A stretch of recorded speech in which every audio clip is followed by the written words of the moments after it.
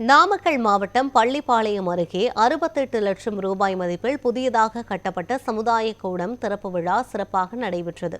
இவ்விழாவில் கலந்து கொண்ட முன்னாள் அமைச்சர் தங்கமணி, தமிழகத்தில் பெண் குழந்தைகளுக்கு எதிரான பாலியல் குற்றங்களுக்கு கஞ்சா உள்ளிட்ட போதைப் பொருட்கள் விற்பனை அதிகரித்துள்ளதே காரணம் என குற்றம் சாட்டி, அதிமுக ஆட்சி அமைந்தவுடன் போதை கலாச்சாரத்திற்கு முற்றுப்புள்ளி வைப்பதோடு இதுபோன்ற குற்ற செயலில் ஈடுபடுவோரை இரும்புக்கரம் கொண்டு அடக்க உள்ளதாகவும் தெரிவித்தார்.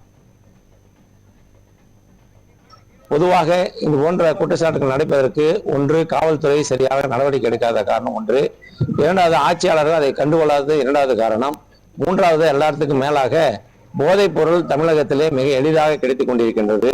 இந்த கஞ்சா குடிக்கின்ற காரணத்தினால்தான் அவர்கள் என்ன செய்வதே என்று தெரியாமல் இது போன்ற சம்பவங்கள்லாம் நடைபெற்றுக் கொண்டிருக்கின்றது. நாங்கள் சட்டமன்றத்திலேயும் பல முறை வெளியேயும் போராட்டம் செய்து இந்த கஞ்சா போதைப் பொருளை கட்டுப்படுத்த வேண்டும் என்று பல முறை கோரிக்கை வைத்தோம். ஆனால் இந்த அரசு அதை பற்றி கண்டுகொள்ளாமல் இருக்கின்றது. ஆகையால் இன்னும் 2 மாத காலத்திலே அண்ணன் எடப்பாடியார் அவர்கள் தமிழகத்தினுடைய முதலமைச்சராக வந்தவுடன் முதல் பணியாக இந்த போதைப் பொருளும் இது போன்ற கற்பழிப்பு குற்றச்சாட்டுக்கு உள்ளானவர்களையும் அதே போல இது போன்ற நடக்காமல் இருப்பதற்கும் முதல் கட்ட நடவடிக்கையாக இரும்பு கரம் கொண்டு அடக்குவார் என்பதை நான் நேற்று சொல்ல கடமைப்பட்டேன்.